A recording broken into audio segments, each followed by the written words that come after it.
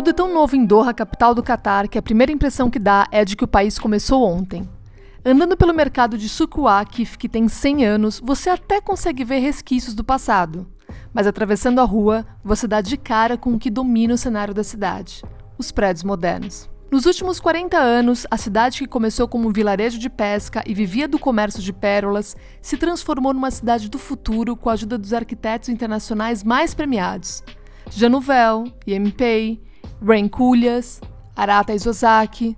As obras são tão perfeitas que parece que o sheik disse a eles: faça o melhor e sem se preocupar com o orçamento. Tudo pago com o dinheiro do gás e petróleo de um dos países mais ricos do mundo. E assim o Catar ficou com a imagem que gostaria: novo, moderno, pronto para o futuro.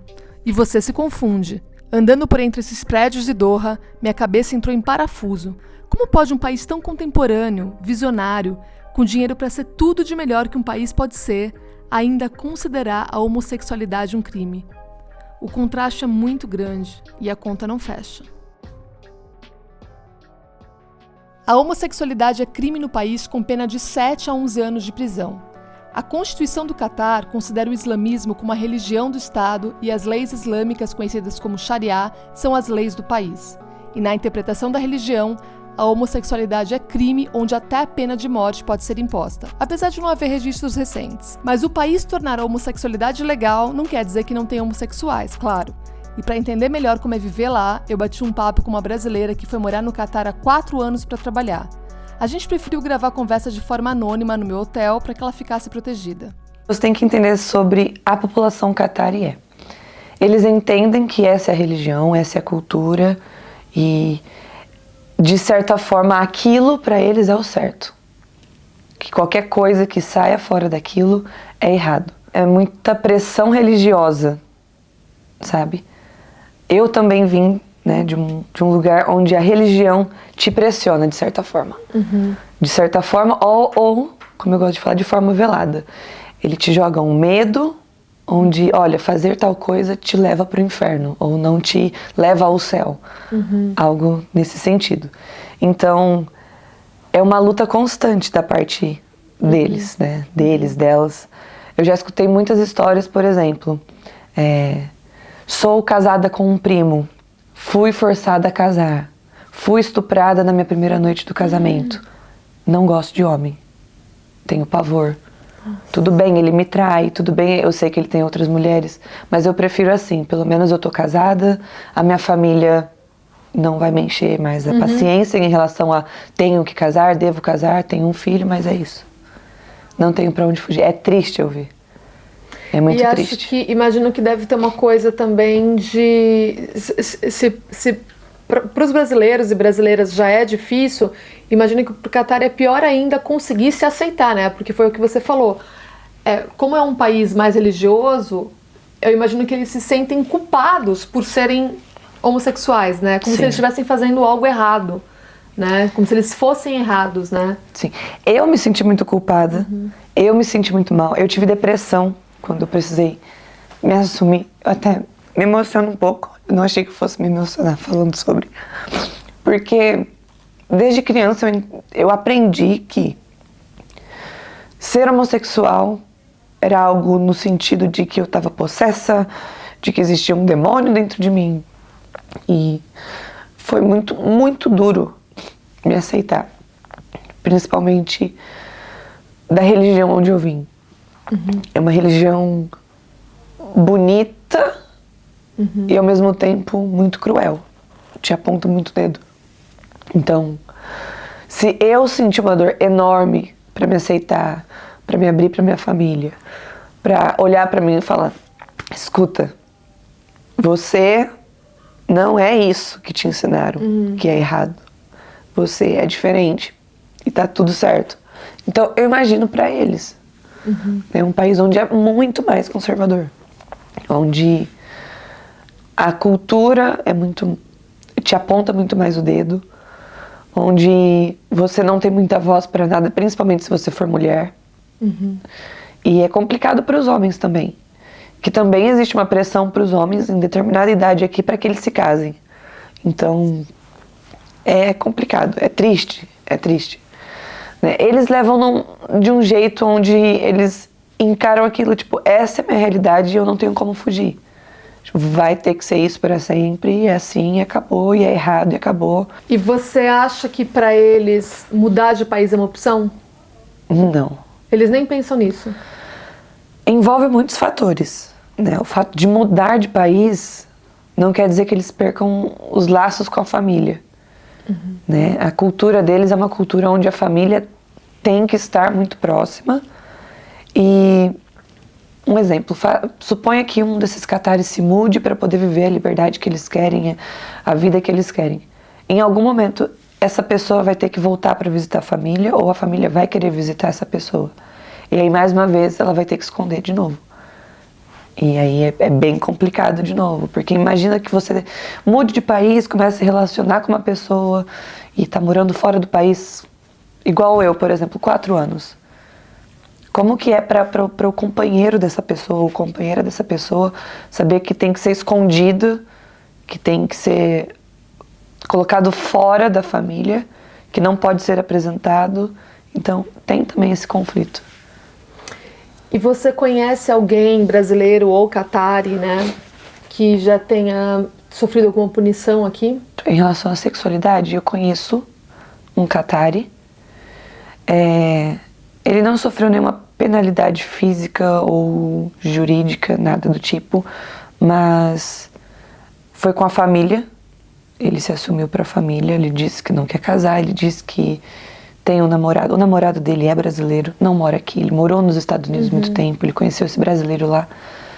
E a família não deu 2 opções: ou você sai da casa, ou você sai da família e você não tem mais ligação nenhuma com sua família, nós literalmente te deserdamos, ou daqui pra frente você não abre sua boca mais para falar sobre o assunto. Não queremos saber. Você finge que não existe, você finge que não aconteceu, que não acontece, e a gente finge que não sabe. O que eu acho que também é uma punição difícil, porque você não poder conversar com a sua família sobre nada, não poder falar sobre nada, não poder apresentar uma pessoa, é difícil. É praticamente você vive 2 vidas. Você mostra o que a sua família quer que você mostre, e você tem a vida que você realmente vive. Então, é complicado. Não conheci essa pessoa, mas dei aula para militares. Um desses militares me falou sobre um caso e foi horrível ouvir, porque é difícil você ouvir alguma coisa e não poder se posicionar contra, mas ouvir aquela pessoa falar com naturalidade, tipo, porque uma vez eu peguei um viadinho e nós batemos nele, raspamos o cabelo dele, colocamos ele na cadeia, ele é de uma família catari, e então a gente deixou ele lá até ele aprender. A única coisa que eu consegui perguntar foi: e ele aprendeu? E ele mudou? Você acha que ele deixou de ser gay depois que vocês bateram? Não, eu acho que não, mas ele vai ficar com medo de novo. Então, dói ouvir. E isso é uma das histórias, né? Uma coisa que eu sei. Você acha que é mais difícil para homem ou para mulher ser homossexual aqui? Olha, é muito interessante, porque embora seja um país onde o fato de ser homossexual já é proibido, já te leva para cadeia, ou um caso de deportação, o fato da sociedade catari, da tradição catari, separar meninos e meninas desde 12, 13 anos, né, quando que é a idade onde a menina tem a primeira menstruação, onde ela começa a usar o véu, e aí tudo tem que ser separado, né, às vezes até um pouco antes. Então tem escolas para meninos e para meninas, tem academia para homem e para mulher, tem tudo muito separado. Então você acaba vendo muito homens andando de mão dada, o que é uma coisa cultural. Então, no Brasil, se você vê 2 homens, né, se você vê 2 homens andando de mão dadas, nossa, né, 2 gays. Se você ver 2 mulheres, nossa, 2 lésbicas. Aqui, embora seja tudo tão proibido, é muito mais fácil eu olhar sem ninguém me olhar com nenhum olho de julgamento, andando de mão dada com uma mulher do que com um homem. Então, tem muita gente que acaba vivendo como se fossem amigos, meu melhor amigo, minha melhor amiga, tá sempre no telefone com essa pessoa, tá sempre de mão dada com essa pessoa, sempre saindo com essa pessoa, passa o final de semana, às vezes num resort, num hotel, e ninguém nem percebe. E como você acha que vai ser na Copa? Você acha que as pessoas vão seguir essas regras, né? Principalmente os LGBTs? Desde que você não demonstre afeto em público, desde que você não faça nada em público, ou que você não queira protestar aqui porque você não vai mudar o país, você não vai mudar a religião, você não vai mudar as leis. Então, aqui não é o lugar de protestar. Infelizmente, aqui você não tem voz. Então, se você quer vir para a Copa, se você está vindo para a Copa, venha, aproveite, mas respeite, né? Aqui não é a nossa casa, não é o nosso país e não tem como fazer nada caso você desrespeite as leis deles. Então, venha sabendo para onde você está vindo. Aqui não é o lugar de você querer protestar. E eu ouvi falar que algumas pessoas, assim, não era nem brasileiro, assim, mas gente falando, eu vou chegar com a bandeira, vou mostrar a bandeira LGBT, o arco-íris e tal. O que você acha que vai acontecer com uma pessoa se ela fizer isso? Vai pra cadeia. São 11 anos de prisão. Já foi publicado nos sites oficiais do Catar. Se você estiver no aeroporto com a bandeira, você já não entra. Se você tiver qualquer coisa que possa parecer uma apologia, né, vamos dizer assim, à comunidade, ou um apoio à comunidade LGBTQIA+, você já vai ser barrado no aeroporto. E se você tentar mostrar esse apoio aqui dentro, você vai para a cadeia. 11 anos de prisão. Aqui os estabelecimentos estão levando punição caso tenham qualquer material ou produto que tenham, por exemplo, um arco-íris. A penalidade para uma loja, por exemplo, que venda qualquer camiseta, mesmo que não seja, tá, a bandeira. Um exemplo, tem um ursinho e esse ursinho tem um arco-íris. Esse produto já não pode ser comercializado. E se sua loja tem esse produto, sua loja é penalizada em 1 milhão de catares. Então, não tem jeito. Escondam os arco-íris. Deixa eu rir, mas enfim. É complicado. Eu tive que tirar um adesivo que não é da bandeira, era só uma palavra escrito Hope. E o background do adesivo tem as cores do arco-íris.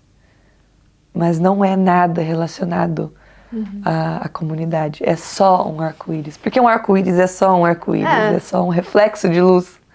Que quando chove também acontece. Né? Quando o reflexo do sol bate. Enfim. E eu tive que tirar. Com medo.